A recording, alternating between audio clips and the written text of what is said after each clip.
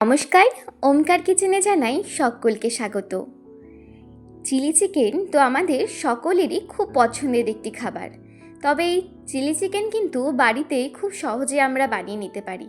চলো আজ তোমাদের সাথে শেয়ার করব কিভাবে বাড়িতে অতি সহজে তোমরা একদম রেস্টুরেন্টের মতো চিলি চিকেন বানিয়ে নিতে পারবে।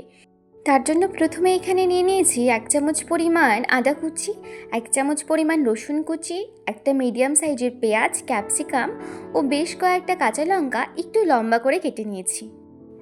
আমি এখানে বোনলেস চিকেন ব্যবহার করেছি, তবে তোমরা চাইলে উইথ বোন চিকেন কিন্তু ব্যবহার করতে পারো।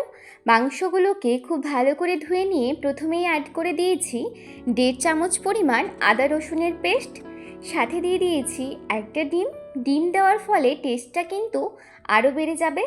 সাথে অ্যাড করেছি কাশ্মীরি লঙ্কার গুঁড়ো, 1/2 চামচ পরিমাণ গোলমরিচের গুঁড়ো ও সামান্য একটু গরম মশলা।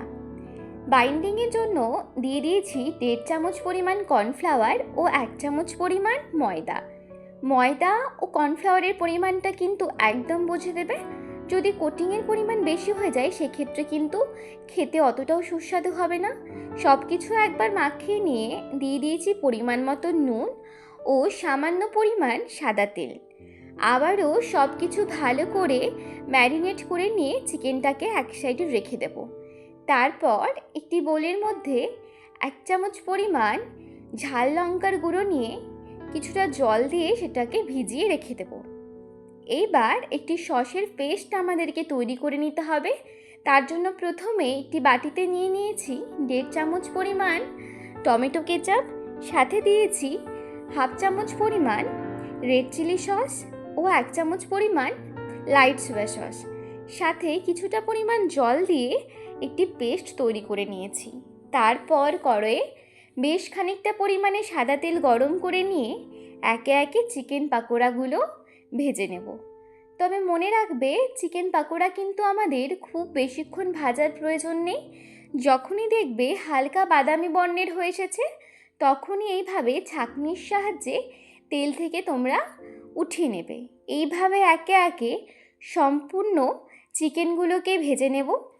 সমস্ত চিকেনগুলো ভাজা হয়ে গেলে কড়াইয়ে বেশ অনেকটা পরিমাণে তেল থেকে যাবে, সেখান থেকে বেশ কিছুটা পরিমাণ তেল আমরা কমিয়ে নেব। তারপর অ্যাড করে দেব আগে থেকে কুচিয়ে রাখা রসুন এবং আদাগুলো। তবে মনে রাখবে রসুন এবং আদা কিন্তু খুব বেশি ভাজার আমাদের একদমই প্রয়োজন নেই। জাস্ট কয়েক সেকেন্ড একটু নাড়িয়ে নিয়েই আগে থেকে লাল লঙ্কার গুঁড়োর যে মিশ্রণটা তৈরি করে রেখেছিলাম সেইটা অ্যাড করে দেব। সেটাকেও একটুখানি নাড়িয়ে নিয়ে তাতে দিয়ে দেব 1 চামচ পরিমাণ ভিনিগার দিয়ে সব কিছু একবার মিশিয়ে নিয়ে তাতে আগে থেকে কেটে রাখা ক্যাপসিকাম, পেঁয়াজ ও কাঁচা লঙ্কাগুলো দিয়ে আবারও সব কিছু খুব ভালো করে একবার মিশিয়ে নেব। তবে মনে রাখবে পেঁয়াজ ক্যাপসিকাম কিন্তু একদমই বেশিক্ষণ ভাজার প্রয়োজন নেই, তবে কিন্তু ক্যাপসিকামের যে ক্রাঞ্চিনেস সেটা একদম চলে যাবে। সামান্য পরিমাণ ভেজে নিয়ে আগে থেকে তৈরি করে রাখা সসের মিশ্রণটা এখানে দিয়ে দিয়েছি। আবারও একবার সব কিছু খুব ভালো করে আমাদের মিশিয়ে নিতে হবে।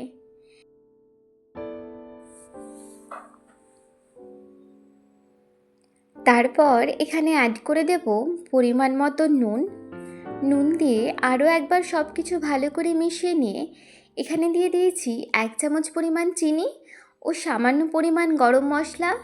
চিনিটা কিন্তু অবশ্যই ব্যবহার করবে, যেহেতু সস ব্যবহার করা হয়েছে চিনি দেওয়ার ফলে স্বাদটা কিন্তু একদম ব্যালেন্স হয়ে যাবে। তারপর সব কিছু ভালো করে একবার মিশিয়ে নিয়ে আগে থেকে ভেজে রাখা চিকেন পকোড়াগুলো এইবার দিয়ে দেব এবং খুব ভালো করে একবার মিশিয়ে নেব।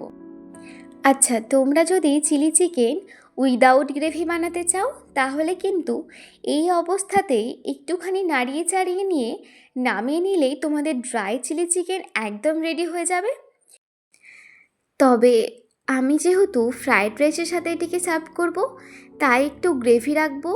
তার জন্য এখানে অ্যাড করে দিয়েছি প্রয়োজন মতো গরম জল।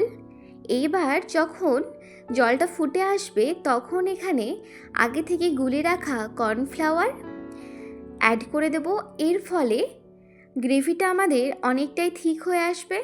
দেখো, এখানে দেখলেই বুঝতে পারবে চিলি চিকেনের গ্রেভি কিন্তু একদম ঘন হয়ে এসেছে। এই পর্যায়ে ওপর থেকে দিয়ে দেব বেশ খানিকটা পরিমাণে ধনেপাতা কুচি ও পেঁয়াজ পাতা কুচি।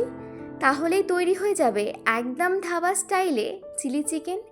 রেসিপিটি কেমন লাগলো অবশ্যই আমাকে একটি কমেন্ট করে জানিও।